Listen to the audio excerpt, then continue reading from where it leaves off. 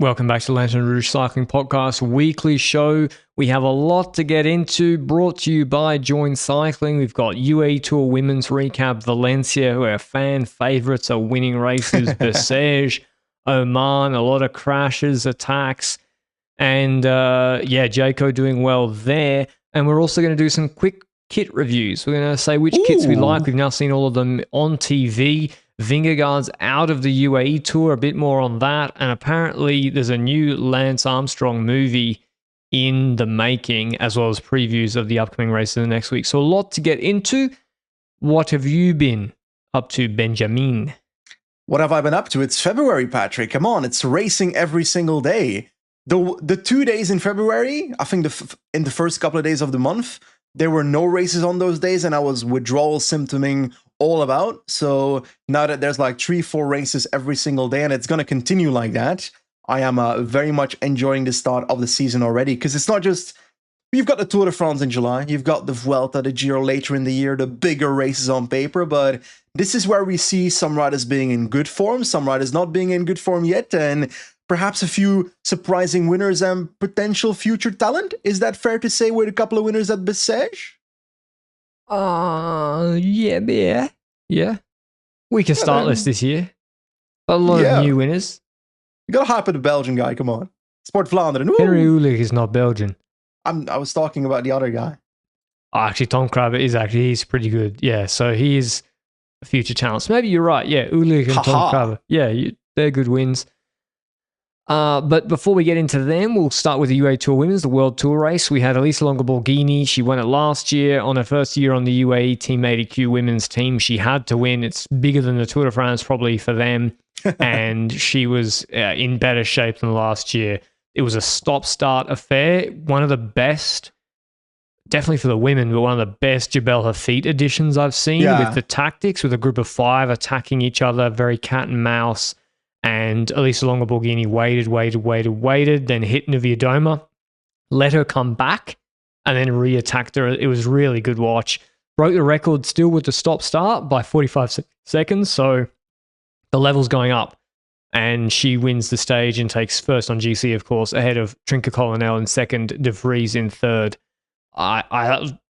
Boring 3 stages, but that was a good stage.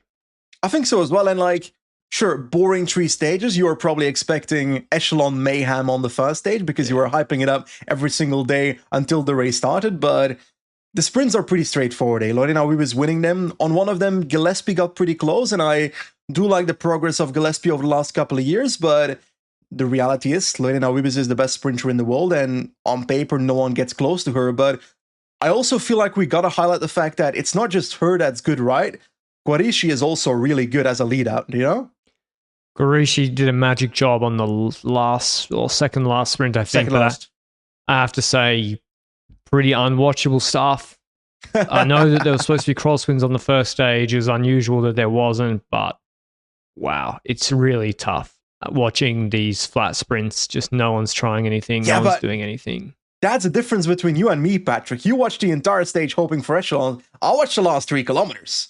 I'm happy with the outcome. Yeah, the first stage I did think there'd be crosswind. There was a little bit of wind, but no, the other stages I didn't watch until the last 5 kilometers. And yeah, Wiebes just wins. So that's that. But yeah, I think GC-wise, what does this mean?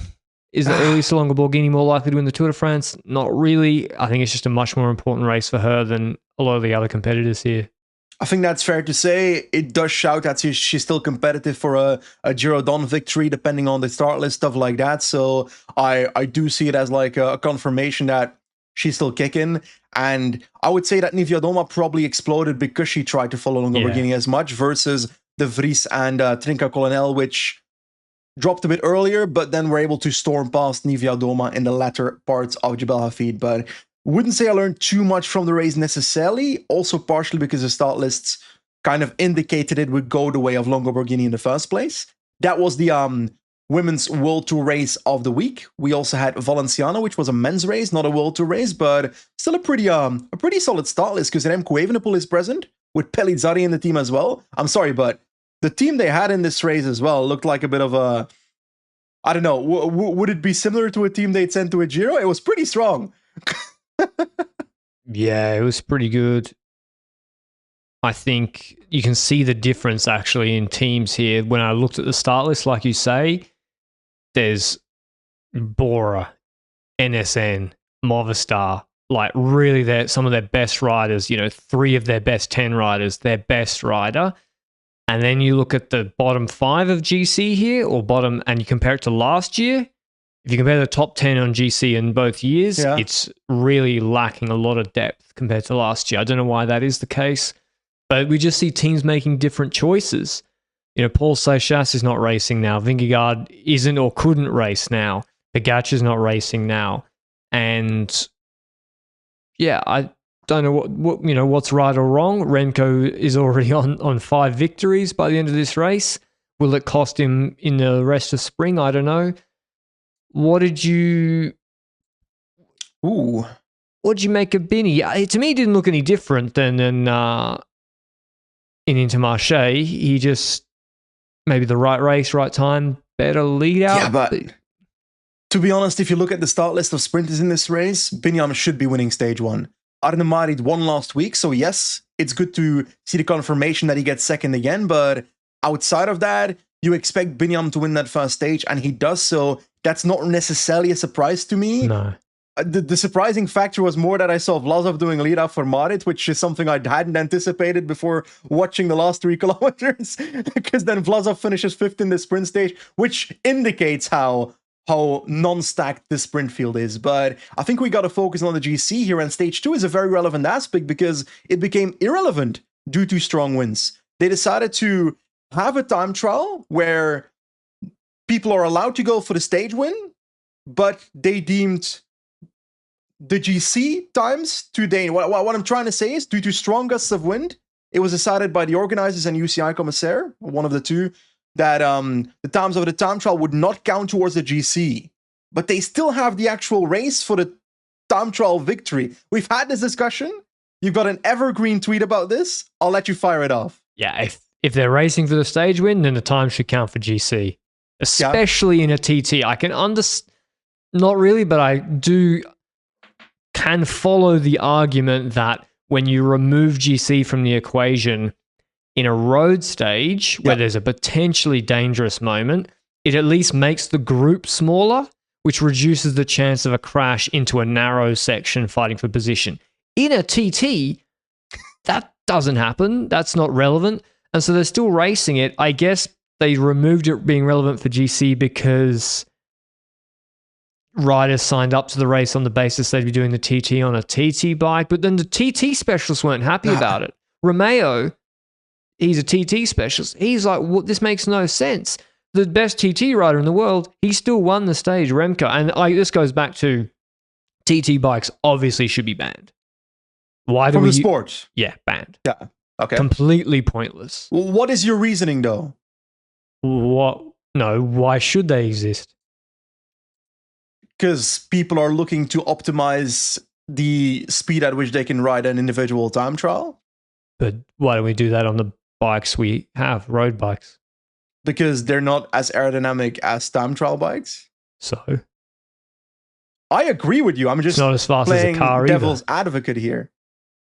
Like, there's so much more expense for the teams. Yeah. The bike manufacturers do not sell these products. They're not selling UCI legal to triathletes. Maybe they are to triathletes. It's like a loss maker. They have to invest huge amounts in it. They're racing on it like 3 times a year. It's a waste of time. It's a waste of energy. Just have road bikes. And you know what would happen? If road bikes were used in TTs, then people would focus, and a lot of riders do, like Remco. They'd be like, maybe I should get faster at riding on my road bike. And I should look at Baptiste Verstrophe. It's no coincidence in the break yesterday in Oman. It's no coincidence he has that position. Yeah, of course. He is like, I have one role, I have one function physically. No disrespect, not the most talented guy, but he can actually optimize his position on the bike and the road bike. Same with Abrahamson, same with Remco, etc. But yeah, ban TT bikes, waste of time, and then we have road bike TTs.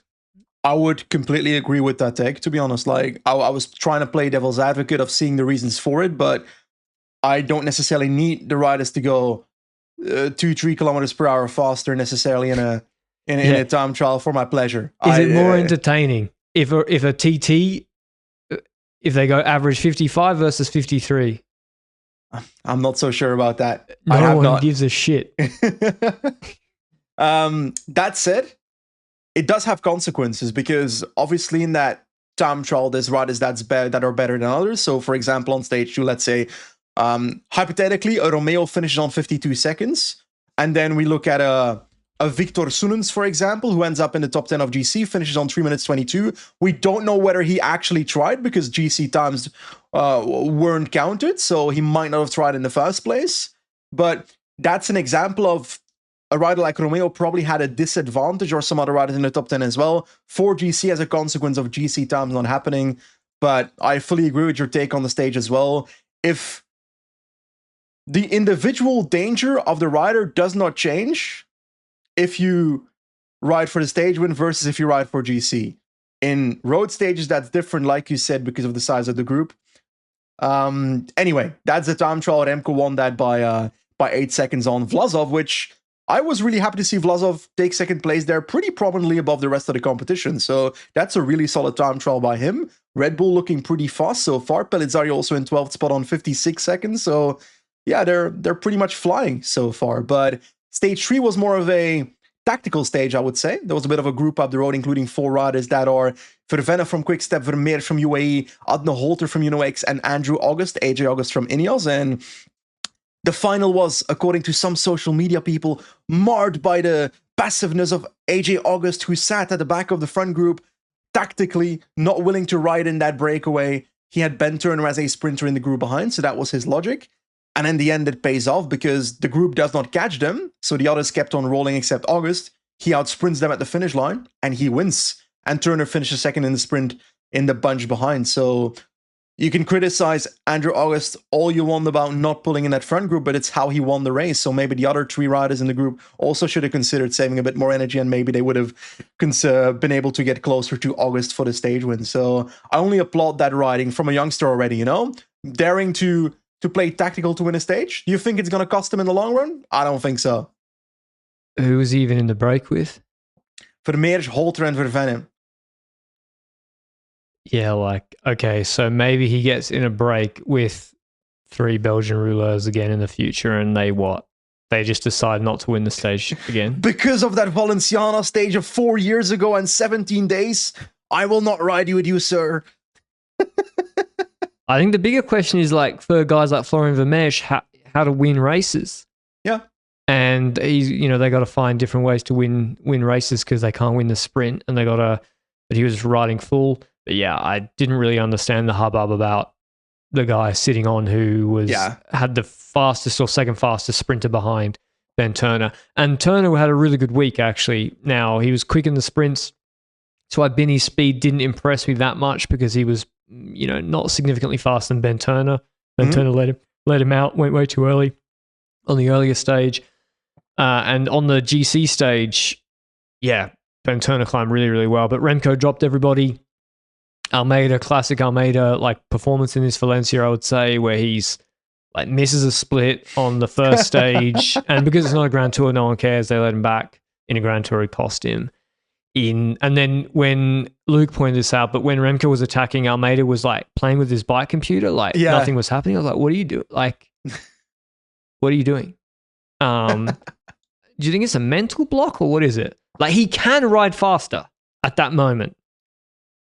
I don't know. I don't think it's a mental block. I think it's a decision to stay within a range of watts because he knows that if he goes over it, it will cost him in the long run on that climb. That's how I perceive Almeida on these kind of climbs. But when does it ever cost? When he's never. But we don't see it. We don't see it because he always does the same thing, Patrick. But then it's a mental block. Maybe he knows it's a physical block, and that's why he does it.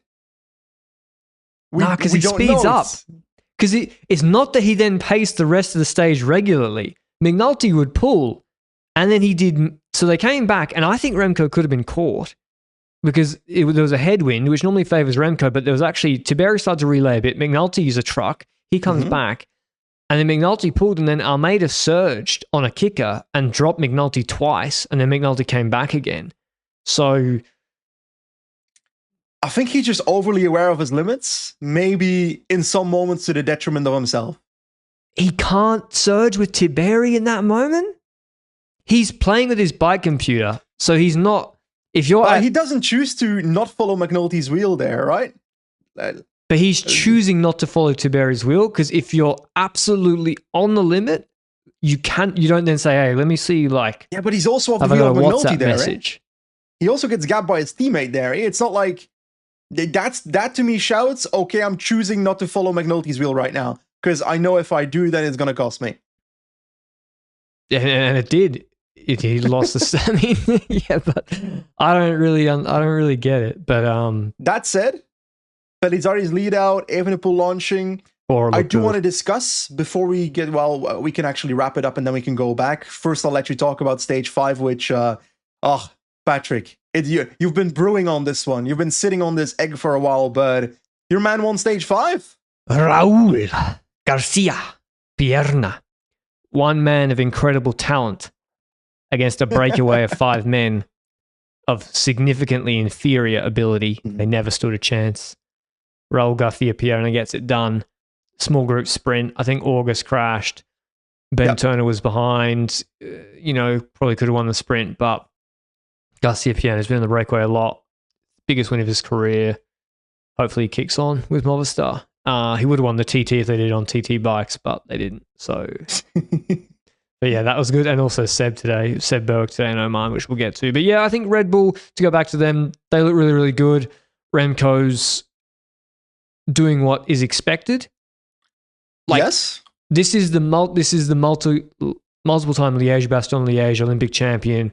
We don't need to act surprised that Remco is good on like a hilly parkour and then riding on the flat afterwards. The climbing performances are very good. He has done better, but for February, they're very, very good.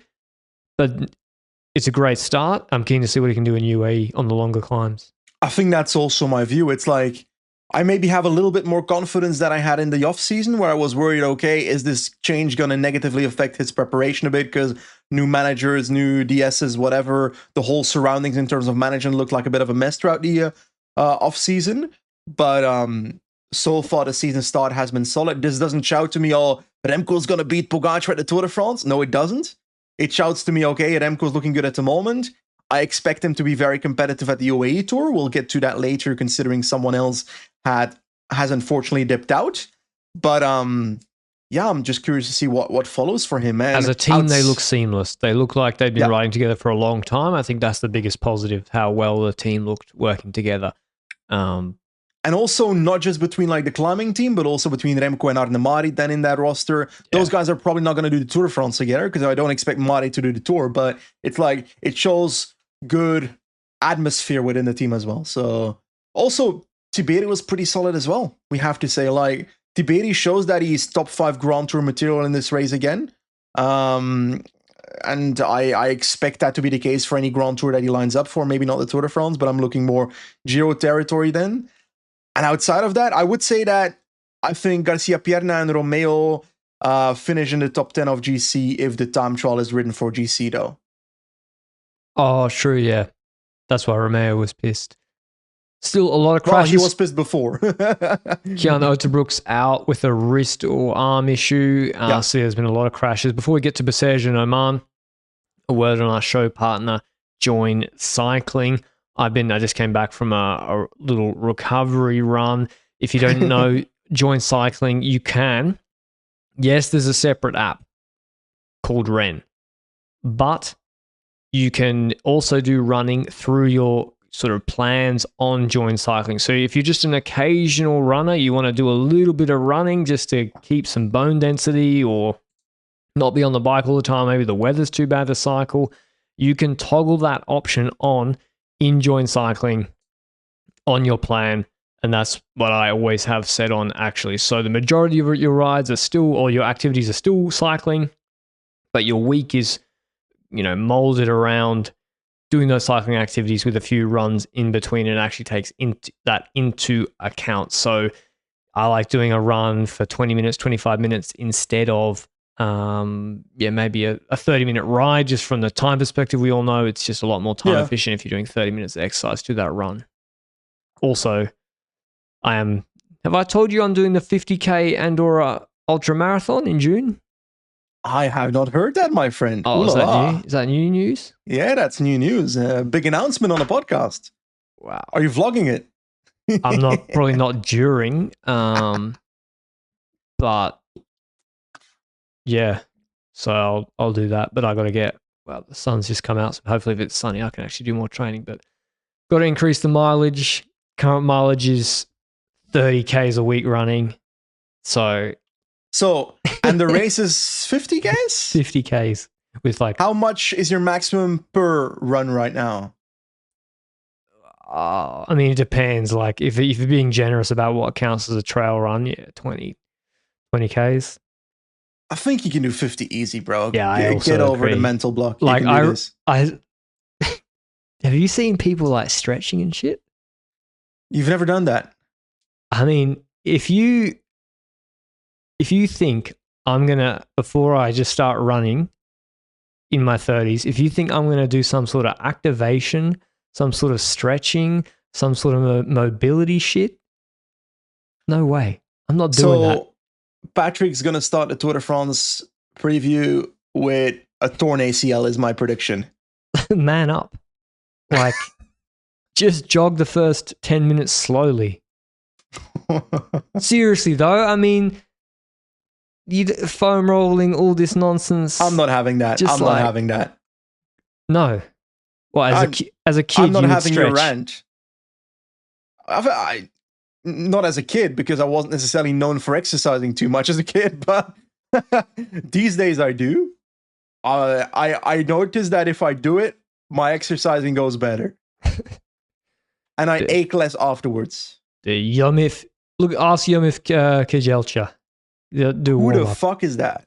He's a pretty good middle distance runner or long distance runner.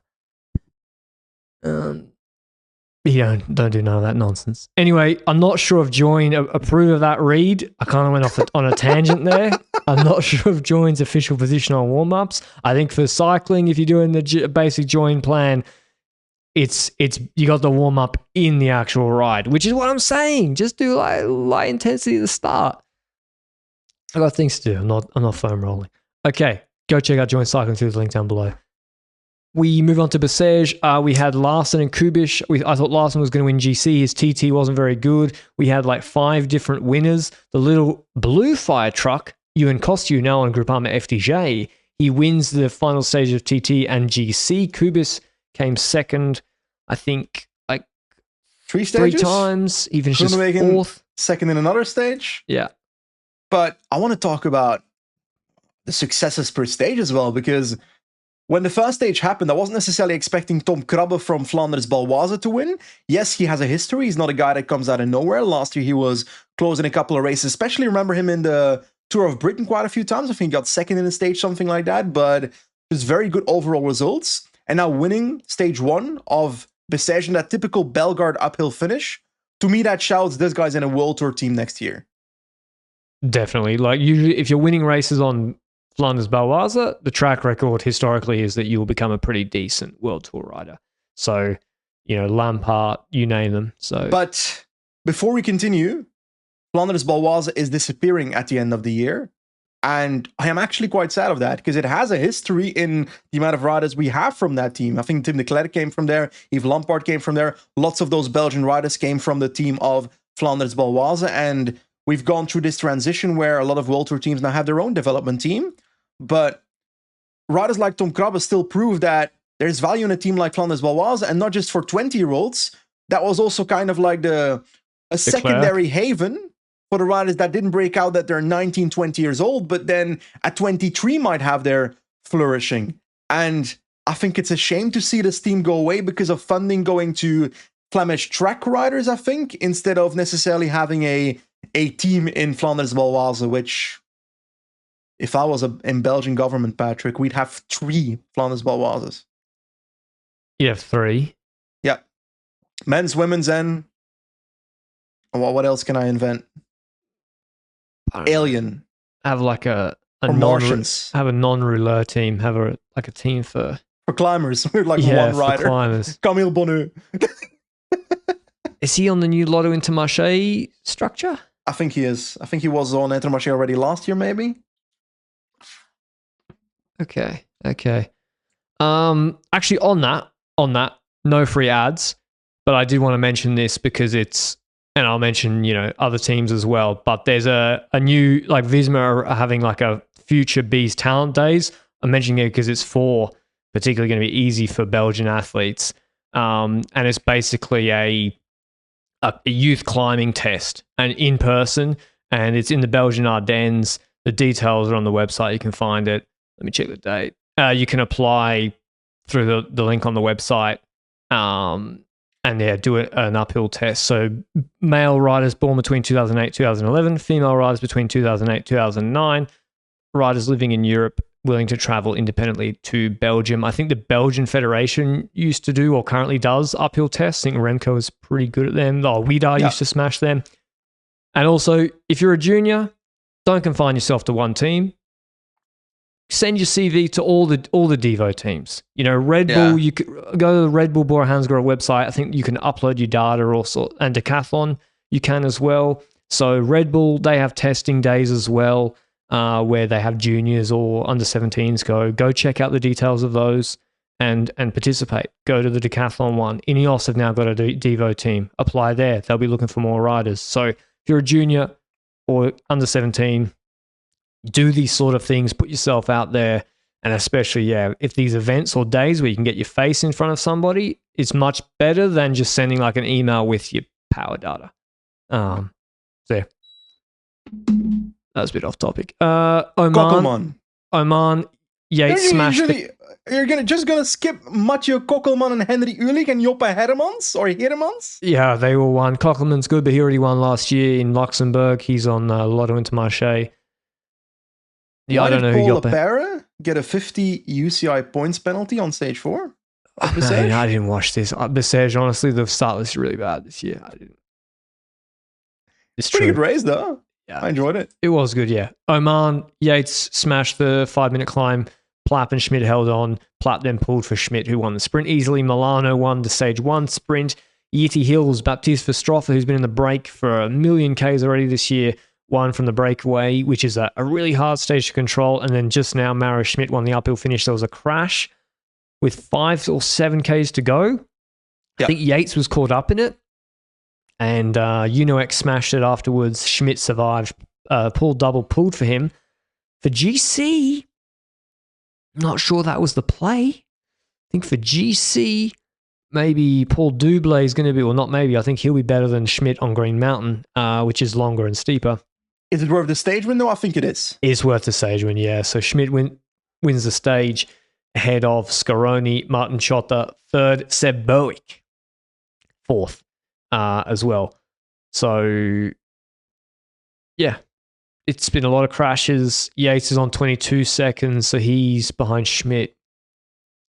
32 seconds. He can make short work of that. Did you ever watch Skippy? The Bush Kangaroo, yeah. Yeah. We had that in Belgium as well, actually. I grew up on Skippy.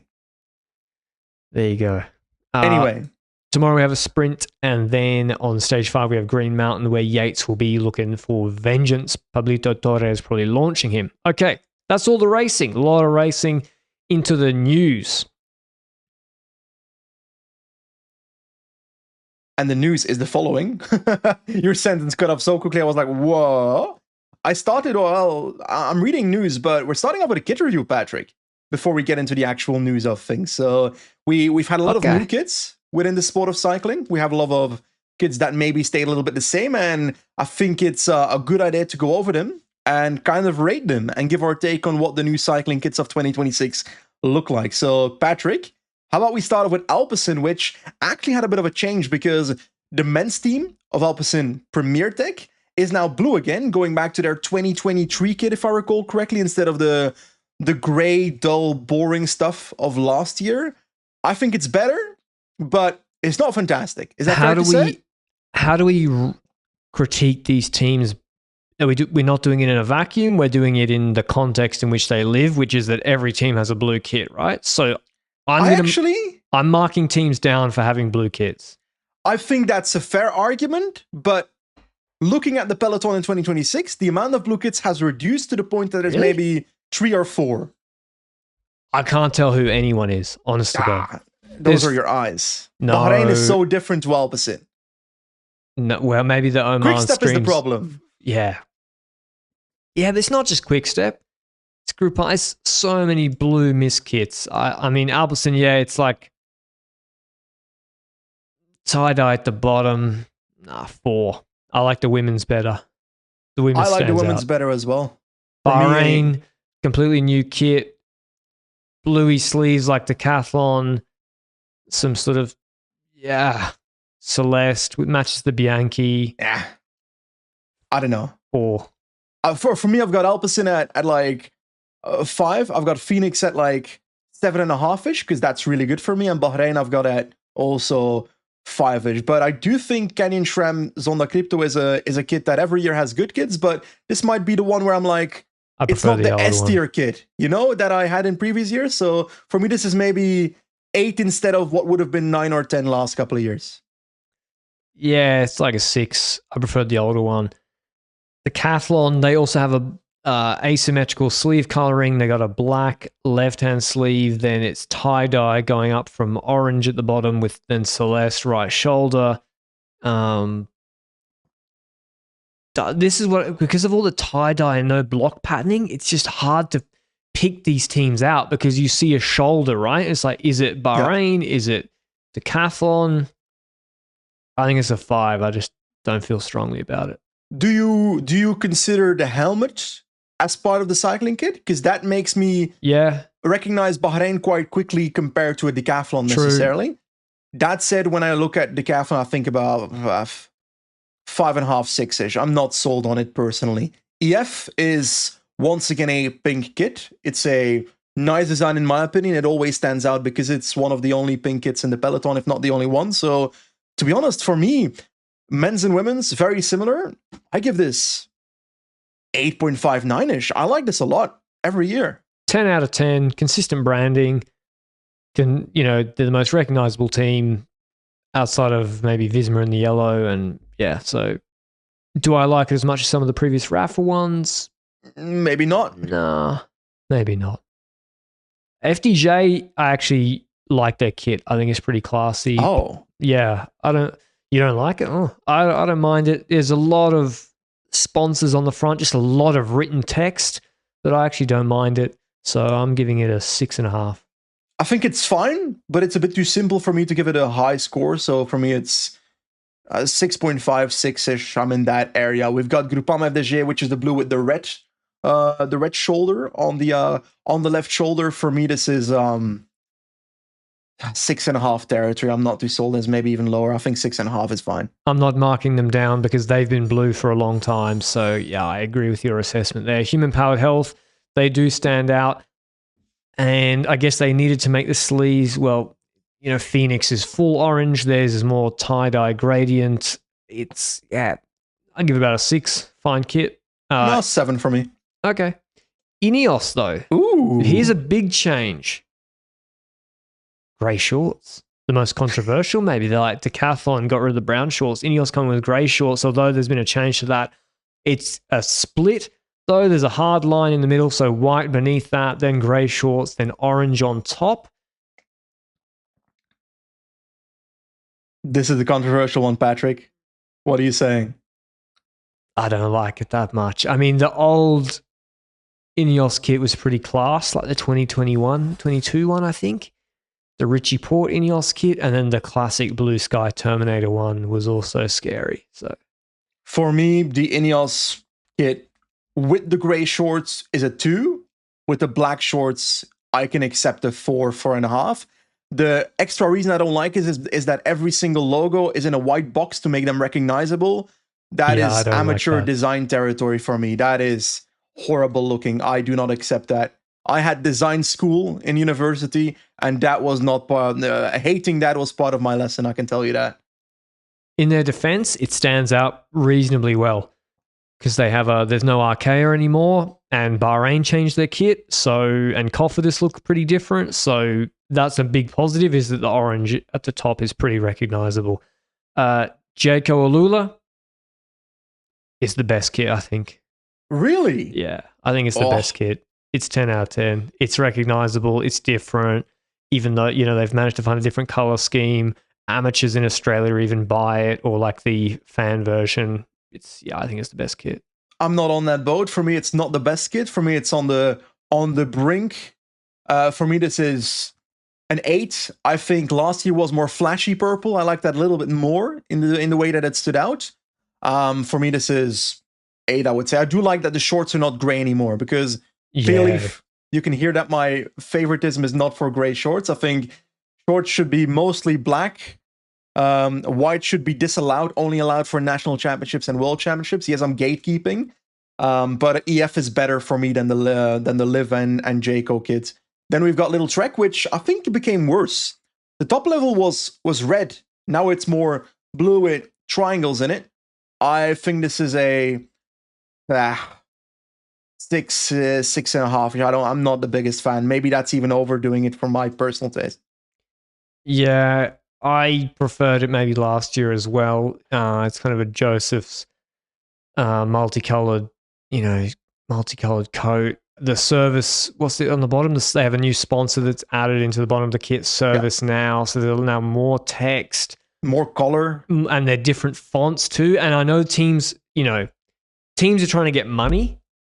They are, but still, that is where it just becomes really tough. Where you have like Santini, Trek, and Service Course on the bib shorts, and you have 4 logos all in different fonts and colors. Yeah, but I disagree with you on the fonts. I think it's unreasonable to go to a brand and say, we're going to put your logo on the shirt, but we're going to do it in a different font, basically ruining their branding rules. Coloring, that's where I think brands should be more okay with having a full white logo on the kit instead of having the green letter in the Service Now, stuff like that. That's where the branding falls apart for me, where I like in a cycling kit, it becomes too much. True. The green letter kind of is a bit jarring on there. So, yeah, I preferred it last year, where it grew on me last year. I think I liked it in the end. Lotto Intermarché, they've gone back to the deep blood red. 1. I like it because I like it. Well, what's wrong with it? I mean, Cofidis has changed color, Archaea are out, Ineos changed color. It stands out. I hate fades, and especially black and red, because it becomes some kind of like dirty red kit instead of... If it was just plain red, it would be better for me. I'd give it 4 points more. Okay. I get a 5.5. It's a cycling kit. Movistar, I think, have a pretty fresh kit. I like it. It's I don't like the swirls too much. I like a crisp white. So, okay. Like the random, I mean, I'm just thinking practically if you had that, it would start to get dirty and yeah. So I don't like the blue swirls too much, but I like the way the actual sponsor logo, the M, is like, it looks like part of the kit and like a natural part of the kit. So I give them a 7.5. For me, this is 6. I think it's too simple. That's my take on it. I think it looks pretty classy. The accent stuff that you mentioned, I'm also not the biggest fan of. For me, this is a 6, something in that area. NSN then is one of the fan favorites for many people, I think, when it comes to their kit. A lot of people love the new NSN kit because it stands out. You've got the light blue on one shoulder. It's just a cacophony of colors. Is that a word? Cacophony? Cacophony. Cacophony of colors. Blue, orange, red, purple, black triangles, and we call those ruiten. What do you call a ruit? Like one of those diamond thingy shapes. Like, there's a lot of stuff happening. I think it looks good, but maybe for multiple seasons in a row, it would be too much. So for this season, I would say I would give it an 8. But if it's the same next year, then I have to go down because it become too much. I like it as well. I think it's an 8. I like the block. They've got no gradients, they've got no fades, they've got different colors, and they've actually put it in blocks. I like it. So it's like the Provence GC jersey from back in the day. Yeah, exactly. So I think it's pretty nice, and yeah, it stands out. It stands out as well. Picnic Post and L look like they've kept it pretty similar. And it's not that exciting. It's just like a standard kit. It's inoffensive, I would say. Yeah. But it's dark blue, so it all becomes an amalgamation of the dark navies and blues. So yeah, 5. For me, this is 3, 4. It's a bit boring. Doesn't stand out too much. Yeah. Red Bull Border Hansgrohe, we've got, how do I describe this? Mostly white on the torso with some blue lines at the bottom, green Hansgrohe logo above that, a black Bora logo above that, a red, yellow Red Bull logo. Shoulders are blue. We've got the white Boss logo, then the green Hansgrohe logo on that with a red band on the arms.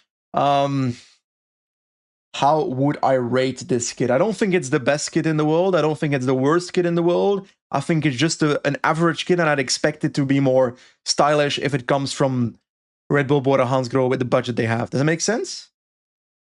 Yeah, it's a decent kit. It's like, I think, pretty inoffensive. It's got a lot of sponsors slapped all over it everywhere, a lot of text. It's quite busy. I think I prefer the bib shorts. The bib shorts are what I would imagine the branding of a Red Bull team to be more, and that theme is not continued up to the jersey.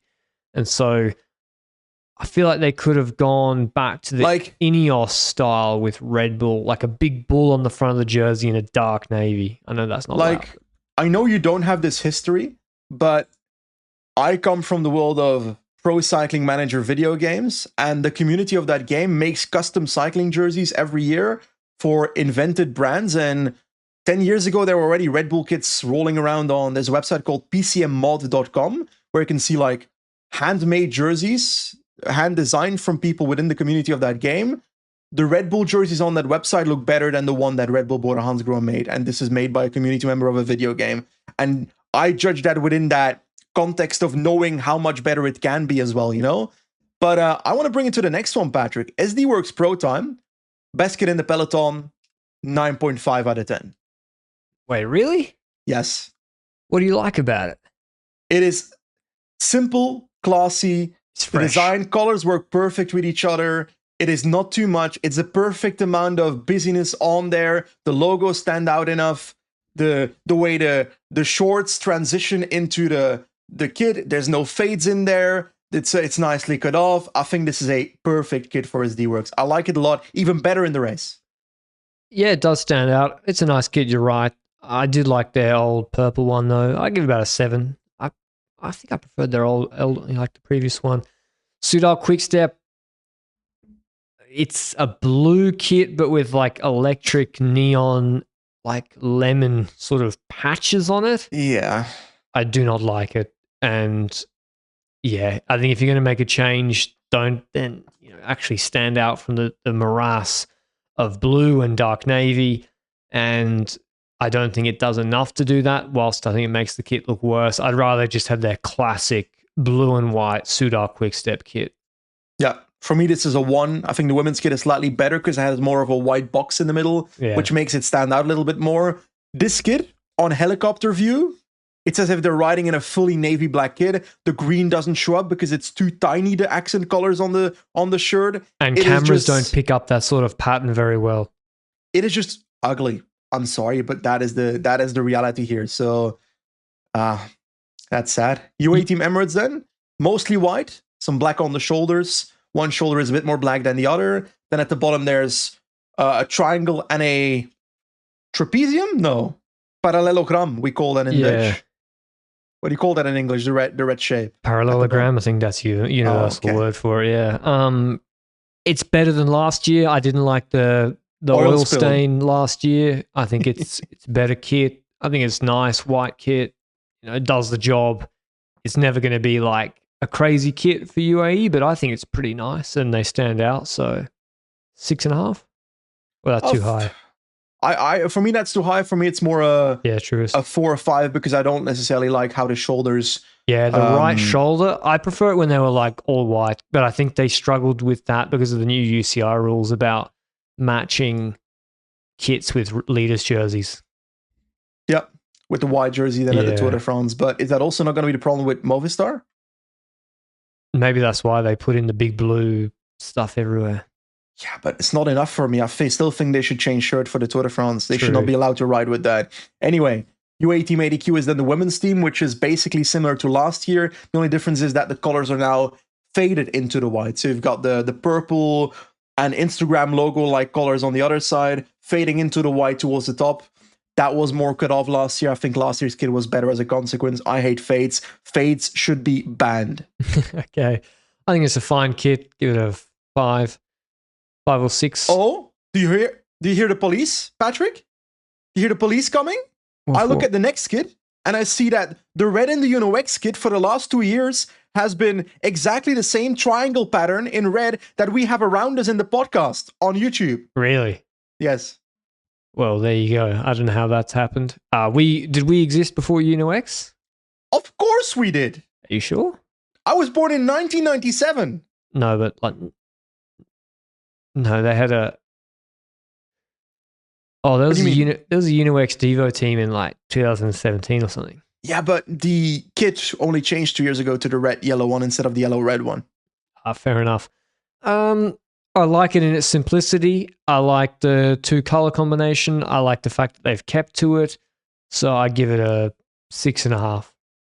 Okay, Visma Lisa by that clearly a 0, designed by their head of strategy. I'm pretty sure. No, I think the yellow always stands out. If I was designing the kit, you know how bad it would look. It would like the way Pedersen did the little Trek start list designs. Remember? Yeah, the most technologically lacking creativity. I can't draw, so no. Graphic design is my passion. Yeah, it's kind of the same as what I think about UNOX. Like, it's a consistent brand that they've kept. Yeah. It stands out like EF. The 2 teams you immediately spot are EF and Visma because of the color choices. It's fine. And yeah, I think 7-ish, 7.5 maybe. The standing out part really matters as well. You know, that's where I'm like moving it up to 7.5 maybe. I'm not sure I'm a fan of like the old school Wout van Aert hairstyle in black at the bottom. You like the spikes to the one side. It kind of looks like Wout van Aert's hair 5 years ago. But outside of that, I think it's fine. It's perfectly fine. It's a good kit. I think the 2024 kit I preferred, which had the honeycomb on the bottom and then more like yellow than the black on the bottom. 2024. So the honeycomb has been replaced by the black, is it a fade? Yeah, black strips on the bottom. The best Jumbo-Visma kit ever was the Roglic Triglav National Champs kit from 2020. All right, you demand we put in one more kit, Benji. Team Solution Tech Nippo Rally. That is one of the most colorful kits of the year, undoubtedly. Mostly blue, red, purple, yellow, light blue, white, pink, orange on the shoulders. Then there's a Luxembourg logo on one of their legs. There's 1, 2, 3, 4, 5, 6, 7, 8, 9, 10, 11, 12 logos on the front. To me, this is the best kit in the peloton. This is a goated kit. I mean, this is unbelievable. SD works. Solution Tech Nippo Rally is 10 out of 10. An unbelievable kit. Because this is what a pro team is supposed to be. You are a billboard for 1 million provincial companies in Italy. Androni Giocattoli, Acqua e Sapone, Bardiani, so many sponsors on one kit. That's what we want in pro teams. Great kit. I might buy this for myself, actually. It actually looks really, really good. So thanks for bringing that to my attention. All right, that was our kit reviews. Let us know your favorite kits. What were your worst? My favorite was the Jayco one. Benji's was SD Works / Nippo. I think people are going to be like, why didn't you look at the Rockets kit? I think the Rockets one is really good. It's high up for me. Well, yeah, we didn't do pro teams except for the Nippo one. Yeah, Solution Tech clearly better, you know? Yeah. Lance Armstrong, there's a movie in the making, apparently. So this was from an article in Deadline that Austin Butler, Edward Berger, who was the director of Conclave, which I starred in, and Scott Stuber. You were the Pope in it, right? Indeed. They are teaming up for a Lance Armstrong movie package. And Zach Balin is penning the script about it. I'm trying to see what other actors are supposed to be in this. So we got to look at the characters, because right now I only know about Austin Butler, setting to be starring Lance Armstrong. That's fine for me. I can see the vision. There's a few other people that were mentioning some other guy that I forgot his name of. But I think the one thing we should do is like looking at the other people that are around Armstrong in his life and try and select people that should be playing that. Okay, I want to start off with... Well, who do you want to start off with? Ferrari. Okay, well, Ferrari, actually, no, before we get to that, on that point, is Ferrari going to be in it? Bro, well, it's with the approval of Armstrong like that this Armstrong is made. So it's a glorification. It's like the Wolf of Wall Street, right? Yes. That's what it's supposed to be. So, but from our perspective, he would be in it, and therefore we are... Okay. I also have him start in my list, so don't worry. Who do you have? Steve Buscemi. Steve Buscemi. I gotta look at his face. It has to be. I see that. I see the vision. I see Steve the vision. Buscemi's Ferrari, dude. I have an actor that looks that can look a lot like Michele Ferrari if you see him playing in a different, like, look at the face of Mark Ruffalo, put the glasses on him, and tell him he looks like Michele Ferrari. I think that would work. It's just that he might be too nice for it. Yeah, that's what I mean. I think that's my weakest casting, to be clear. Ruffalo. No, I see it with Ruffalo. I see...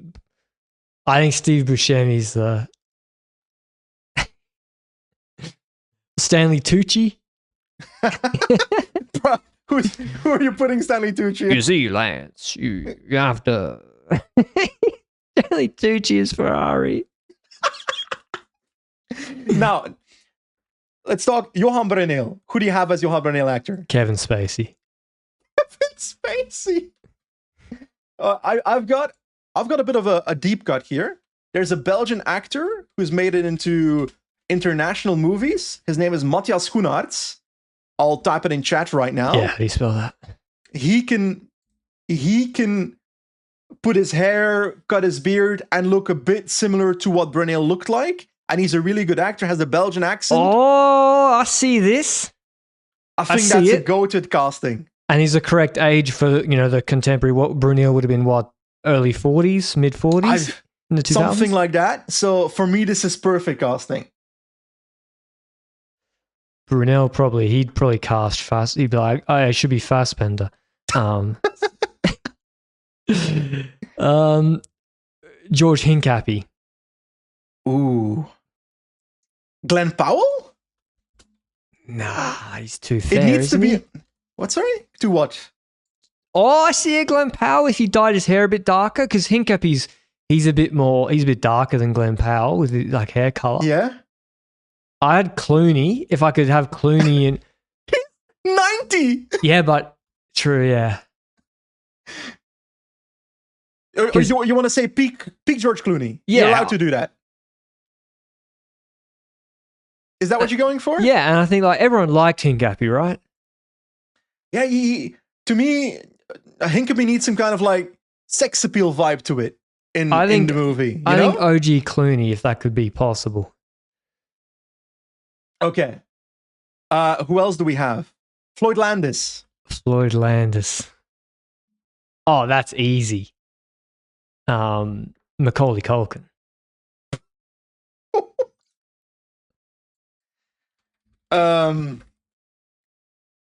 I am very curious. No, wait, who's the one? Not Macaulay Culkin, his brother, the one that was in fucking Kieran Culkin.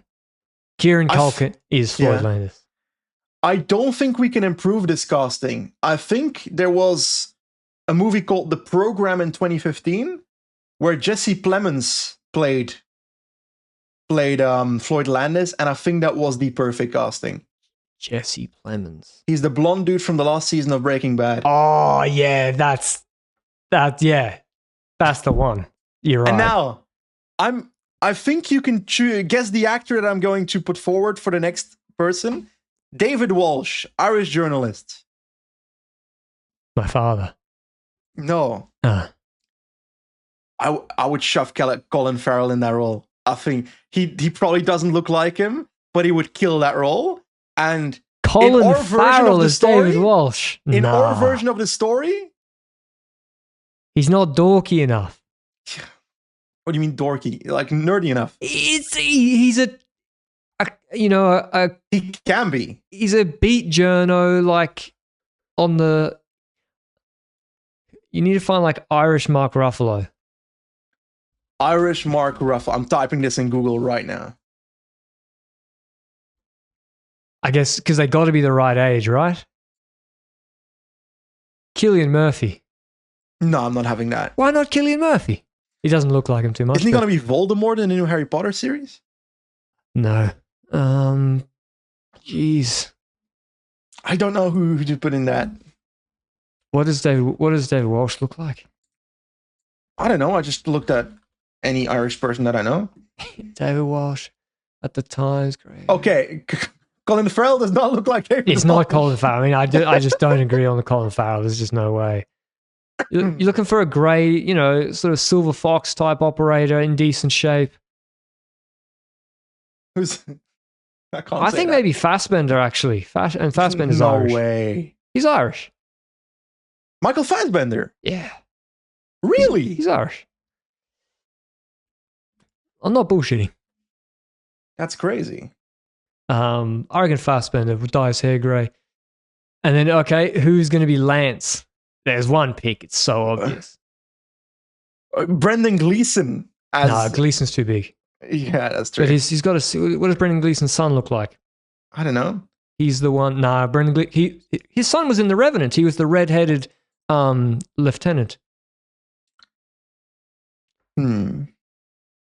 It's Callum Turner is Lance.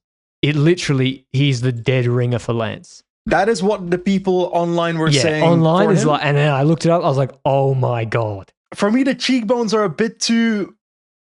Cheekbones, bro, he was winning the Tour de France 7 times, then stripped. Winning the Tour de France 7 times at like 3% body fat. Lance had cheekbones. Yeah. Can I be really honest? I don't hate the Austin Butler. No. That was totally fine too. I think you might need to have an American. That's the only thing against Callum Turner. Like you need an American. Yeah, but Callum Turner can do a really good American accent to the point that I thought he was American when I saw that war movie he did. But can he be an American? Oh, yeah.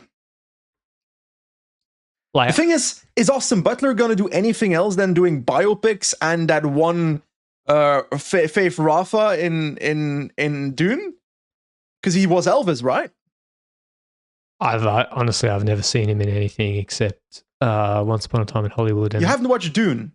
I didn't realize he was the fight scene guy in Dune until you just told me. Okay.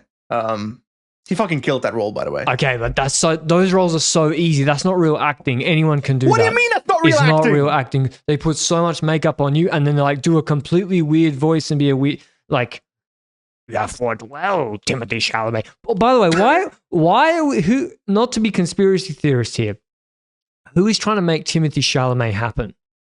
What happened? Okay, now we're doing warm-ups and activations before mild aerobic exercise.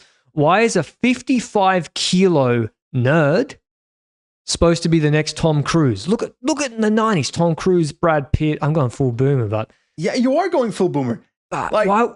He fought his way. Timothy Chalamet is not believable as an alpha action hero. What movie is he supposed to be an alpha action hero? What do you mean? That's not an action hero. There's fight scenes and she just fought Austin Butler. No, spoilers. My issue with Dune is more that when I read the book and then I watch the movie, I expect him to age more in the span of the 2 movies. But I can't blame him for that. I believe Tom Holland in Uncharted less than I believe Chalamet in Dune, who I think killed it. He was good, but I'm just saying, like, even in movies like The King, he was so good. He's got to beef up a little bit. Just the Wonka I didn't get. That was the one where I was like, now it's too much. He's got to beef up a little bit, I think. But you're telling me to bulk. Have you seen Marty Supreme? Yeah. Me neither. I watched LA Confidential on the flight. Really good. Really, really good. Oh, yeah. So what other characters are there in the cycling world from back then? Who is Travis Tygart? USADA? I don't know, actually. Actually, he's not even going to be in it. No, they're going to cast fucking... Because Lance is doing Who's it. the UCI guy? Because Lance is doing David Walsh. They're going to cast David Walsh and Travis Tigart and the UCI. They're going to cast as like the ugliest actors, and they're going to make them the villains. I don't know who could play that role. I mean, how is this going to... Yeah, I don't know. He can be Mark Ruffalo. I think we got some pretty good casting. I'm interested to see how the movie works because it's like you say. I mean, I don't envy the director who's trying to... I guess the Wolf of Wall Street, they were like, fuck it, who cares about what happened? Let's just make a banger. That's the thing where I'm like, on one end, I'm like, okay, Armstrong is probably going to maneuver this movie into glorifying his story while accepting there's going to be criticism in that movie, because I think that's what Edward Berger also said about what's going to be in the movie. There's going to be criticism to it in it. It's going to be a relative... He agreed with Armstrong that there would be realistic parts in it, but I don't think it's going to be fully realistic, showing off what Armstrong was really like. Because we both know he didn't exactly come over like a very good person during that time off the bike. No. So it's like with Jordan Belfort, like it does show him getting arrested. Yeah. But 95% of young men watching that movie were like, this is sick. Yeah. Fraud. I want to be like Jordan Belfort. I was like, not sure that was the takeaway I would have got from the whole story. But anyway. To me, but on the other end, do you think if this movie becomes a success, which I don't expect it to be a massive success either, because it's like still cycling. Lance was going to be president, dude. I know. He was going to be president of America. I think this movie could be bigger than I anticipate, because I didn't live during that era in terms of the sport of cycling. He was going to be the Republican nominee in 2016. But is it good for the sport of cycling as this movie is a success? Probably not, because like how often have we discussed, when you speak to the average normal person who just knows a little bit about the Tour de France and they ask you, Benji, they're like, oh, they're all doping, right? And you're like, well, no. Local friture, always. Yeah. And you're like, well, no. Compared to other sports, it's tested way more, blah, blah, blah, blah, blah.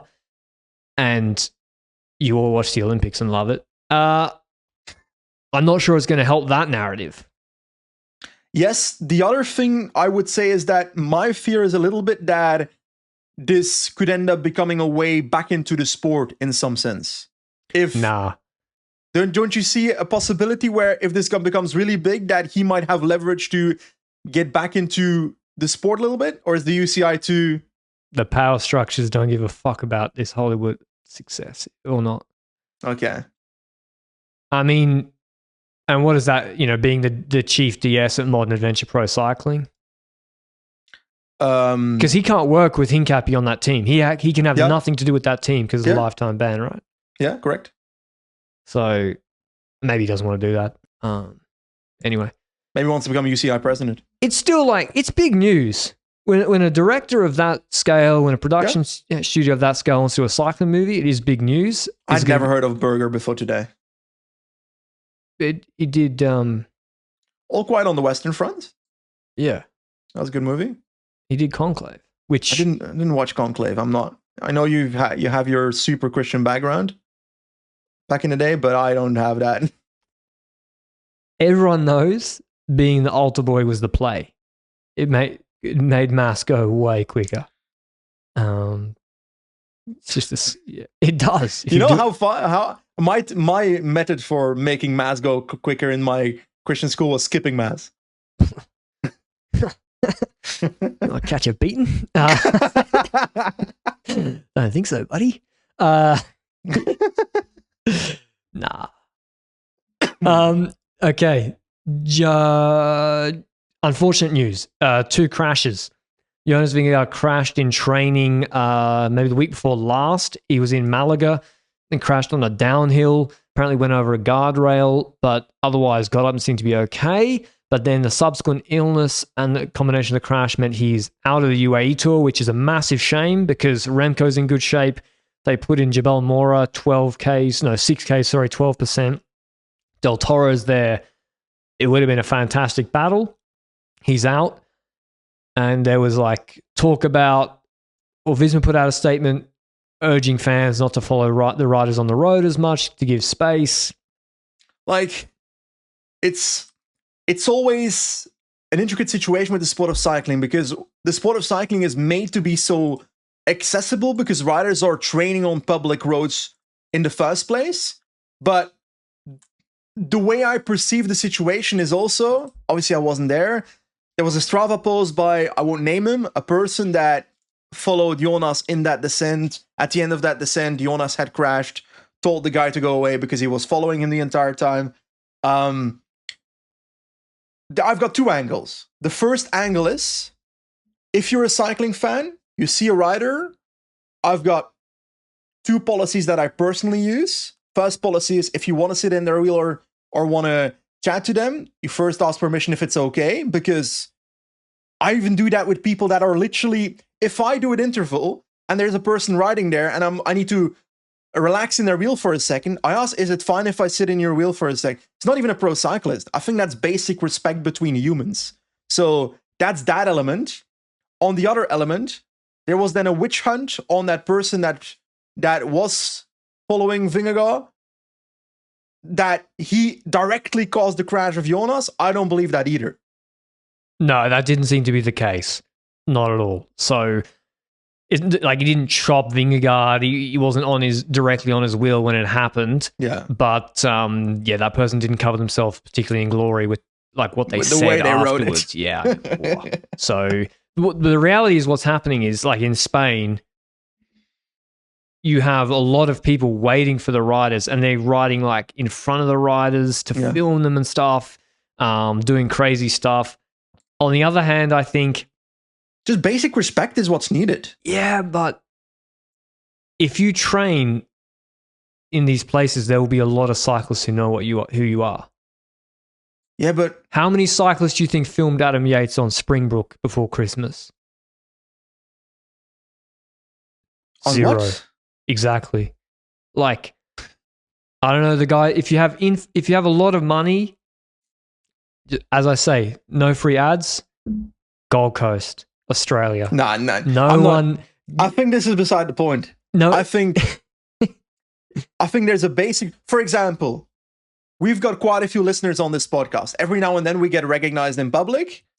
If I was sitting eating with my wife, I would expect people that are listening to this podcast to have the basic respect to not jump in while I'm putting food in my mouth. On the other hand, if I'm at an airport, I think it's perfectly fine for people to come up to me. Can I have a selfie, etc.? Stuff like that. It's understanding the situation. Yeah, because you're not accessible. You come over like a douchebag. What do you? No one ever says. I'm kidding. Can I have a photo? Because if they take a selfie, you're too low. Yeah, exactly. You don't fit on the picture. Exactly. They have to angle it duck. Down. Still, all the riders train in the same area. I think it's going to happen. You know, people are going to, like, Spanish fans are hugely into it. So, yeah. What do you do against it? Because train on the Gold Coast. For me, it's similar to the behavior next to the road in races to me, where putting a phone over the barrier, stuff like that. We are in this bubble of chronically online cycling fans that are aware of all the campaigns that are going. For example, if the Tour de France tweets, keep your dog on the leash, stay off the road, don't put your hand over the bar, stuff like that. We see those tweets. Mainstream cycling fans are not in that field of vision where they see those campaigns made against that. And I don't know how you can reach those without commentators actively commenting about that on TV, expressively mentioning that a few times. Well, you know? I think these people following the riders and filming them, I think they are the chronically online ones. These are the people, they're not just following, they're following and then trying to jump ahead because they're filming them. These are the people trying to get like 20 Strava kudos instead of 10. Like, it really is. Like, this guy was like, I'm going to have a banger Strava post today. Like, no one cares, dude. Like, comes down to basic respect for me. Yeah, some people have like main character syndrome, but on the other hand, like, And you saw it with Pikachu. I mean, we made fun a little bit, and it's still, I like the kit. I want it. I've told Mrs. Rouge, can I get it? But he has the kit that says no photos. It looks like a joke, but it comes from somewhere. Yeah, of course. He cannot go to a cafe and get a coffee. He cannot. Yeah. Remember? Except on the Gold Coast. Remember that Belgian restaurant that posted a selfie with Jonas Vingegaard, but it really wasn't Jonas Vingegaard? Yes. 2 winters ago? That was crazy. Anyway, sorry for the cuffing. Gold Coast, that's where it is. I was joking on the selfies. If you don't want these issues. Also, Gianmarco Garofoli, who is sort of had a breakout in the second half of last year, quick step puncher. He was nearly hit by a car, or like he was clipped by a car, rather. He was basically hit, but very... By the wing mirror. Yeah. In Tenerife. I think it was surprised by that. The same direction as him. Because Tenerife is not high up on my danger levels in terms of driver culture. That said, I have noticed that when I went there in December that locals are more and more showing distaste towards tourists, because I think there were quite a few British tourists that were not necessarily making a fun place of it over the winter. But I don't know. I'm surprised that it's Tenerife. But then again, just besides the point, Garofoli said in his Italian quotes on the Instagram post that he literally could have died if it was slightly different. So the point still stands that drivers don't give a fuck about us cyclists. Yeah, it's pretty scary stuff. But yeah, thankfully he seems to be okay, and they also found the person. So yeah, crashes. I mean, what next for Vingegaard, Benji? So he's out of UAE. Yeah, that changes everything when it comes to UAE, that's for sure. But in terms of the future after that, I think his next race on the planning was Catalonia, which is already the last portion of March. Then it's Giro and Tour de France. He's got 3 races on his menu right now for this year. That is so little, to the point that we're barely going to see him race out of Grand Tours, which, yes, he's doing a double, but still, that's rather disappointing for me personally. Renewy Tour in August. Renewy Tour. Is that just before the Tour, the Vuelta, or half during? First week of the Vuelta. Just before the Vuelta, yeah. Okay. Just do the triple at this point. What, Renewy Giro Tour? No. Oh. The actual triple. Giro Tour Vuelta, just do it. Wing it. Why not?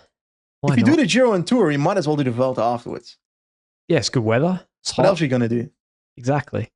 DIY? The joke is dead. It's been too long. Okay, race previews for the week coming up. We have the Figueira Champions Classic. Morgado won this previously. There's a sort of 5 minutes, 7%, 8% climb, 20 k's from the finish. He'll try to go solo there. Will he be able to do it? Will he not be able to do it? We who else do we have going there that might be able to follow him? Morgado has to win its Portuguese race. Come on. Yeah. We got Widar. Could become a bit of a small group sprinter. Hirschi. Who though? Not enough on the start list. Aramburu, buddy. Aramburu's got to be able to follow. Come on. Nah, he's washed since he joined Cofidis. Yeah. No. Yeah. Widar should be able to follow Yeah, Morgado. Widar should follow, yeah.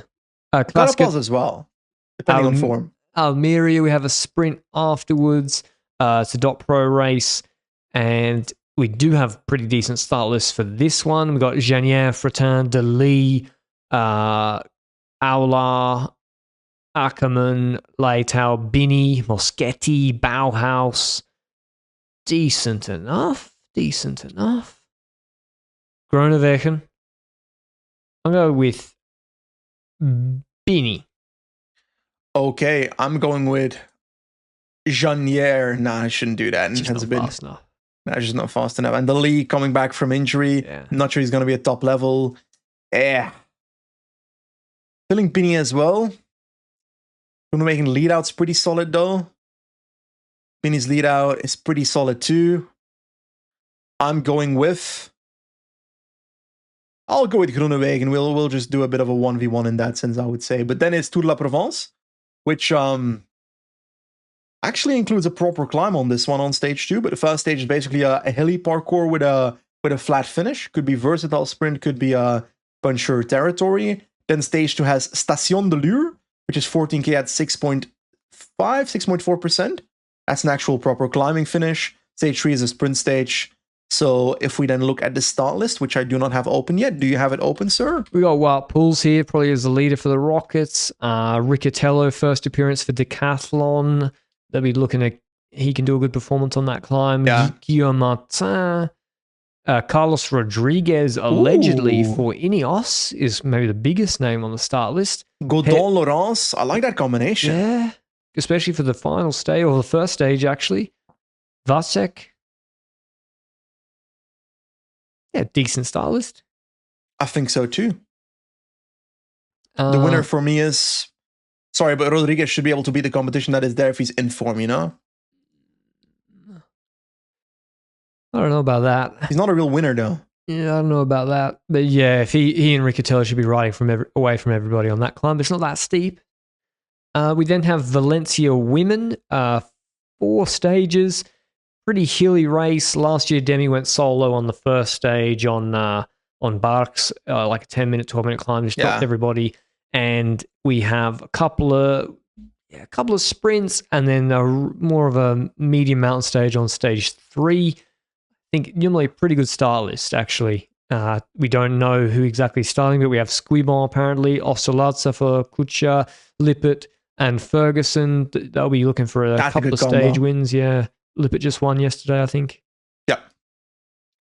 In the one-day race of this, no? Is it not connected to this race? And I'd expect Demi to be here. If she's here, then she's the favorite. Yeah. No? Yeah. Royce is injured after UAE.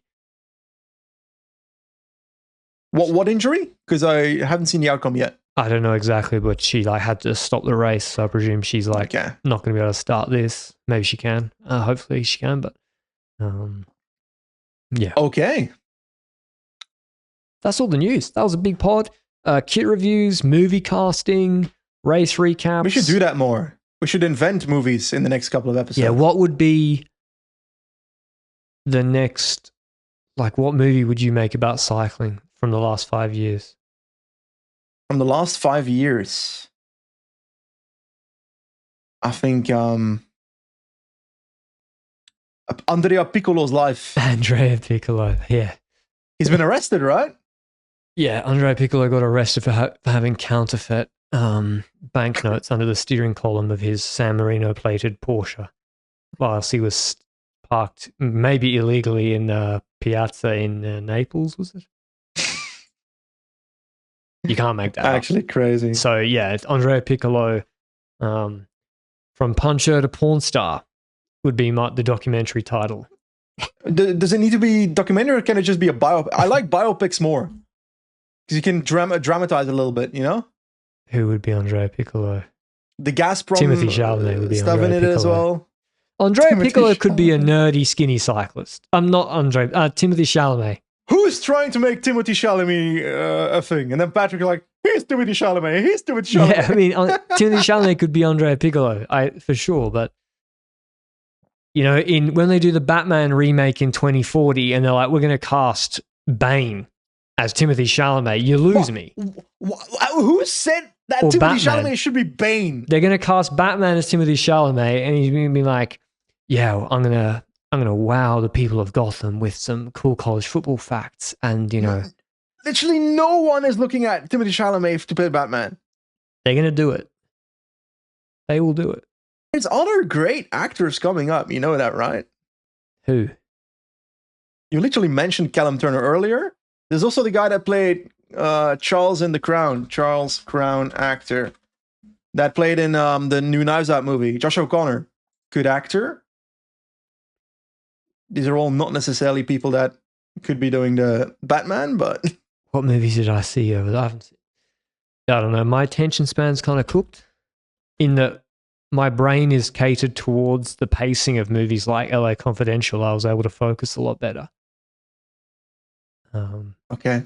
I've actually started watching... So we all know that Game of Thrones ended with a bit of a dud.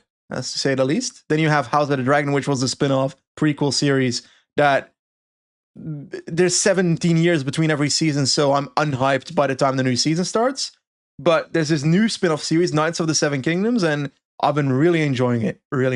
So that's and also I want to mention, I mentioned a few episodes ago, great audiobook was Project Hail Mary, movie coming out in March. Trailer looks fantastic. Very much resembles what I envisioned when I read the book. So I think that's gotta be movie of the year. Who would have been Jan Ulrich? That's what we didn't do. Ooh. Is that Fassbender? Nah, I don't see it. I'm looking up Jan Ulrich. Oh, I'm trying to look at his facial features, eh? I'm thinking.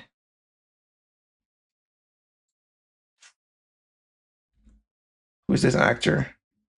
It's got to be, yeah. Who would be Jan Ulrich as an actor? I think it's no, they wouldn't make him Brad. I need a picture it's of Jan Ulrich. It's got to be a younger person, right? I keep naming people who are actually the age of Jan Ulrich and Lance. Young Jan Ulrich. There's this German actor from the TV show Dark on Netflix, a great TV show. But he might be too young, the actor. Louis Hoffman. Louis Hoffman, German actor. You know, young Ulrich had a bit of a baby face.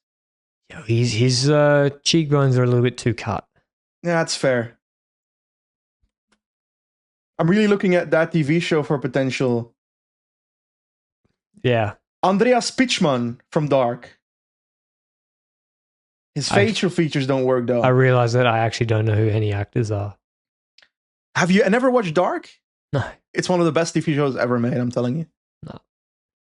No. It's fully German, though, so you got to watch with subtitles. Yeah, but it's worth it. I am literate, so that's helpful. But yeah, I typed in The Lives of Others, Das Leben der Andere, which is a great movie from 2005 or something. And then I was like, oh, maybe we can get an actor out of there. Ulrich Müller, he's dead, I think. Did we forget any other people around?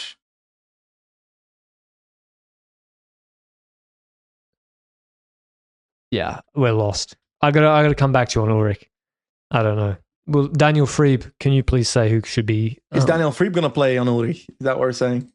Nah, Daniel Freeb's not like Jan Ulrich, but he has the book on him that he wrote, so he should know who should be Jan Ulrich. Who would play us, bro? You're the kid from Home Alone. I'm Kieran Culkin. Yep. No, you're the other one. Macaulay Culkin. No, that's Vingegaard. Yeah, fair. That's Vingegaard. You're right.